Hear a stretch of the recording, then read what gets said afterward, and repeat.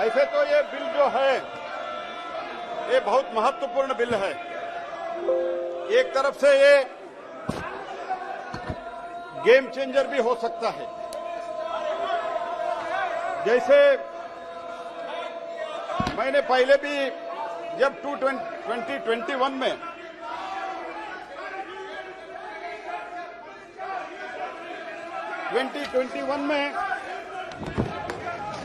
जब मैंने बिल लाया था उस टाइम भी, ये बहुत दुर्भाग्यपूर्ण बात है, उस टाइम भी यही स्थिति हुआ था।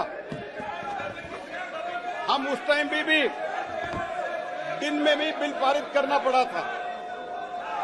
तो उस टाइम भी कुछ लोग, उस तरफ के जो कुछ लोग हैं, उन लोगों ने उस बिल का भी विरोध किया था। लेकिन मैं ये कहना चाहता हूं, 2021 के अमेंडमेंट के बाद 276 ब्लॉक्स ऑक्शन हो गया है 2015 के बाद और 2021 के बाद।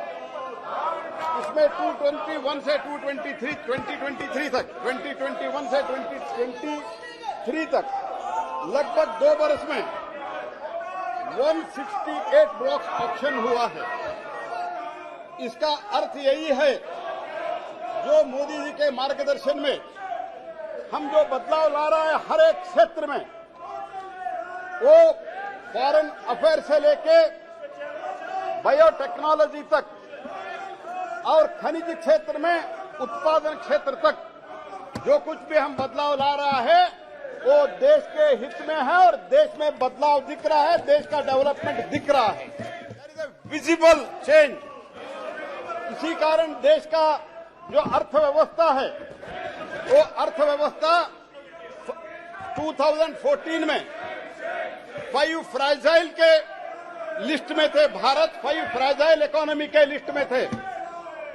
5 फ्राइजाइल से आज मोदी जी के नेतृत्व में भारत 5th लार्जेस्ट इकोनॉमी बना है sir. We are the 5th largest economy of the world today sir.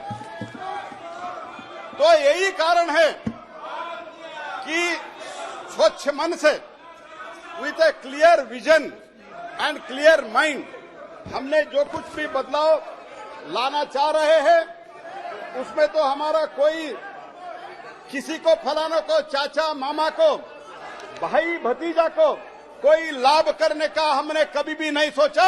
हम देश के हित में सोचा। इनके कालखंड में जो कोयला का अलॉटमेंट होता था, इनके एक एमपी को भी सजा घोषित हुआ है और जेल में डालने का कगार में है। लेकिन भारत के माननीय प्रधानमंत्री जी के नेतृत्व में आज भारत जो प्रगति कर रहा है, तो हम कोयला में भी इतना बड़ा बदलाव लाया है। हमारे जो कोयला के क्षेत्र में, इनके कालखंड में केवल और केवल 566 मिलियन टन उत्पादन होता था। आज मैं गर्व के साथ कहना चाहता हूं, इस बरस हमारा 1000 million ton, that is 1 billion ton से ज्यादा कोयला हम उत्पादन करके इस देश का जो एनर्जी क्षेत्र है, वो एनर्जी क्षेत्र को आत्मनिर्भर बनाने हम जा रहे हैं सर। ऐसे बहुत कुछ चीज बोलना था सर। तो क्योंकि जो कुछ भी बदलाव इस देश में हुआ है, उसको हम इलेक्ट्रिक व्हीकल में बात कर रहे हैं, हम लिथियम के बात कर रहे हैं। हम पहले भी कोयला सिर्फ और सिर्फ इंपोर्ट के बारे में बात करते थे। आज हम कोयला उत्पादन इतना कर रहे हैं कि आने वाले एक आध वर्ष में 25-26 तक कोयला, थर्मल कोयला हम इंपोर्ट करना बंद करने का एक निर्णय करके हम आगे बढ़ रहे हैं सर। ये जो बदलाव लाया है, मैं इतना ही कहना चाहता हूं कि इसमें हम 3 बदलाव लाया है। एक तो पहले हम सीएल और एमएल कंपोजिट लाइसेंस देते थे और माइनिंग लाइसेंस देते थे। आज हमने एक्सप्लोरेशन लाइसेंस देने का एक प्रावधान इसमें रखा है। हम एक्सप्लोरेशन लाइसेंस देने का प्रावधान इसलिए रखा है कि सारे दुनिया में जूनियर माइनर्स एक्सप्लोरेशन करते हैं और माइनिंग कंपनी इसका माइनिंग करते हैं। तो हमारे देश में यह प्रावधान नहीं था। हमने इसमें प्रावधान ये रखा है कि हम एमएल, सीएल और सीएल के साथ अभी ईएल एक्सप्लोरेशन लाइसेंस का प्रावधान रख रहे हैं, वो भी ट्रांसपेरेंट ऑक्शन के रूट से होगा। उसको उसमें भी रेवेन्यू शेयरिंग का प्रावधान है, वो भी पूरा से पूरा ऑक्शन के रूट से होगा सर। इनके तरह जैसे इन लोगों ने अलॉटमेंट करके डिस्क्रिशनरी रूट लेके अलॉटमेंट करके इन लोगों के एमपीओं को और कई अधिकारियों के इनके कारनामे का कारण जेल में भेजना पड़ रहा है, ऐसे हम नहीं कर रहे। हम जो कुछ भी कर रहे हैं मोस्ट ट्रांसपेरेंट वे में कर रहे हैं और हम पोटैश का भी एक्सप्लोरेशन अभी कर रहे हैं और पोटैश का माइनिंग भी होगा सर।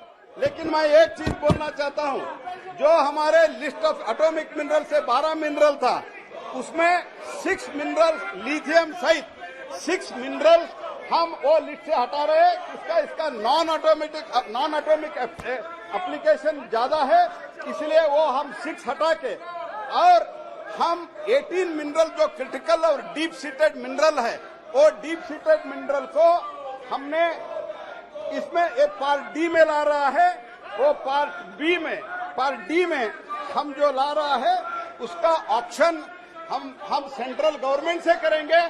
उसका जो माइनिंग लीज है और कंसेशन है वो राज्य सरकार देगा। ऑक्शन का बोझ हम उठाएंगे। Responsibility auction will be taken by us, but entire revenue will go to the state. This is the thinking, this is the approach of the Modi government.